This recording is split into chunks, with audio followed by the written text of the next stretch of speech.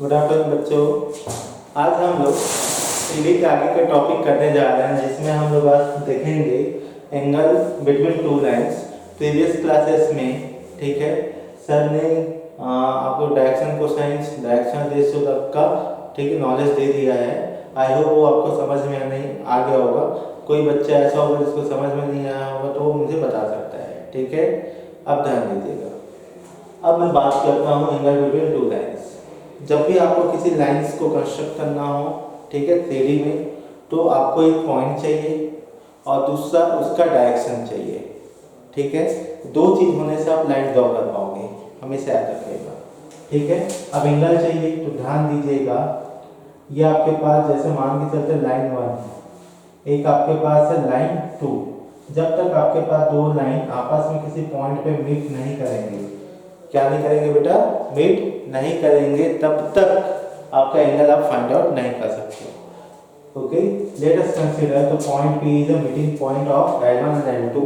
Okay, now okay the angle between the two lines कैसे find करते हैं। देखो, मैंने आपको क्या बताया, कोई भी एक लाइन जिसको कंस्ट्रक्ट करनी हो तो सबसे पहली चीज क्या चाहिए, पासिंग पॉइंट।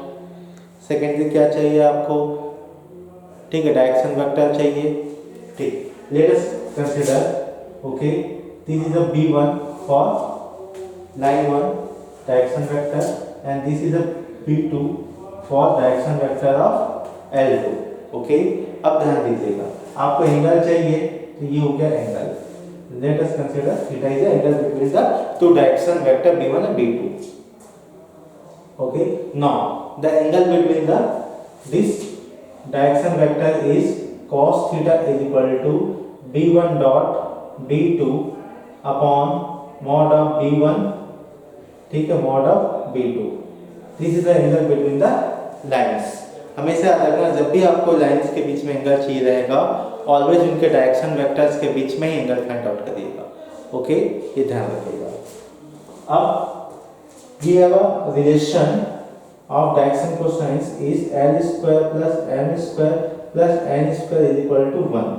हमेशा याद रखिएगा, आपके पास कोई भी क्वेश्चन दे, कैसे भी क्वेश्चन दे, यदि डायरेक्शन कोसाइंस को लेके या डायरेक्शन रेशियो को लेके यदि कोई क्वेश्चन आपसे पूछा जाता है, तो एक पॉकेट वाली इक्वेशन हमेशा याद रखना, एक relation l square plus m square plus n square is equal to 1, ठीक है, हमेशा याद रखिएगा। अभी देखो, मैं क्वेश्चन ले रहा हूँ पी वाई क्यूज है, ठीक है, प्रीवियस से क्वेश्चन पेपर है, जिसमें the angle between the lines whose direction cosines.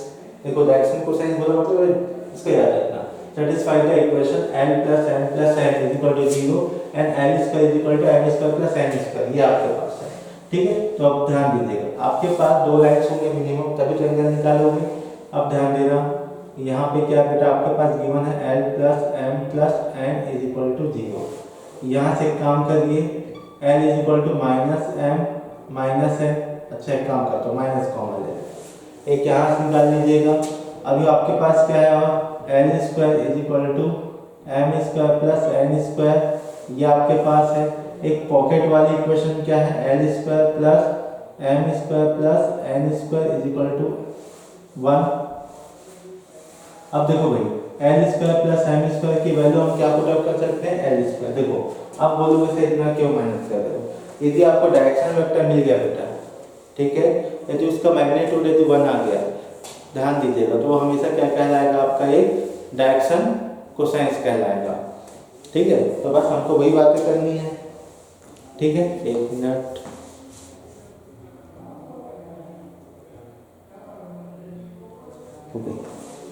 ठीक। तो यहाँ से आपको क्या मिलेगा, थोड़ा सा टेक्निकल इशू था, इसलिए क्लासेस थोड़ी सी लेट स्टार्ट हुई, ठीक है। अब देखिए, यहाँ से क्या हो जाएगा भाई, l square plus l square is equal to आपके पास क्या हो जाएगा 1।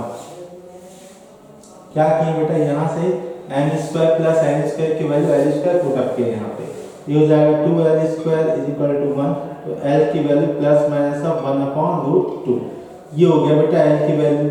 अब आगे फर्दर प्रोसीड करते हैं इस क्वेश्चन को। यहाँ पे देखिएगा, एक काम करता हूँ, यहाँ से l की वैल्यू यहाँ पे पुट अप करूँगा, ठीक है। तो ये हो जाएगा बेटा माइनस m प्लस n का whole square plus is equal to m square plus n square, ये हो जाएगा बेटा a square plus b square plus 2ab, यहाँ से mn की वैल्यू क्या मिला बेटा 0। यदि mn की वैल्यू 0 है, m डॉट n की वैल्यू 0 है, इसका मतलब आपको एक चीज पता होना चाहिए, m is perpendicular to n। एक चीज m इज इक्वल टू 0 और n इज इक्वल टू 0। ठीक है, तो हम चलो भाई केसेस यूज करते हैं। पहला केस, यदि m की वैल्यू 0 है बेटा और मैं काम करता हूँ l की वैल्यू 1/√2 ले लेता हूँ। एक चीज हमेशा याद रखना कि l की वैल्यू आप हमेशा इक्वली सेम ही लेना, अलग अलग नहीं लेना। तो यहाँ से क्या मिलेगा बेटा, कहाँ गया भाई, ओके, यहाँ से मिलेगा m की वैल्यू मिलेगा बेटा -l, इसका मतलब -1/√2।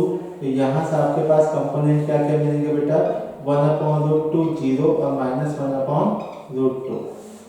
केस 1 हो गया। केस 2 क्या बोलता है बेटा, केस 2 ये बोलता है n की वैल्यू 0 है और l की वैल्यू आप ले लो 1/√2। तो यहाँ से बेटा m की वैल्यू क्या मिलेगा, -1/√2 मिलेगा। और यहाँ से इसके लिए कंपोनेंट क्या हो जाएगा बेटा, इसका कंपोनेंट हो जाएगा 1/√2।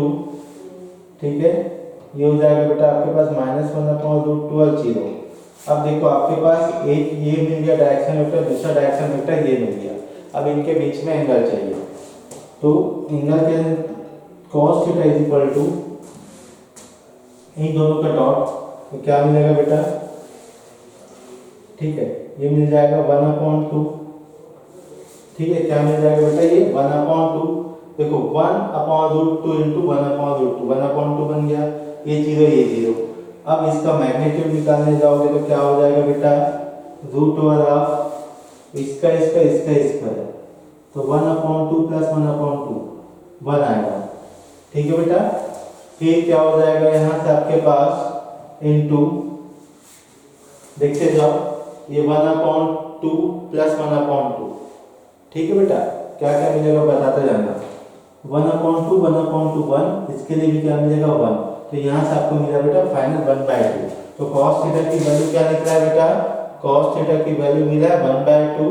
इसका मतलब थीटा की वैल्यू होगी बेटा π/3। क्या होगा, π/3। Option number D is the correct answer. ठीक, आई होप ये क्वेश्चन आपको समझ में आ गया होगा। कल आगे के टॉपिक हम लोग कवर करने जा रहे हैं। ठीक है, थैंक यू।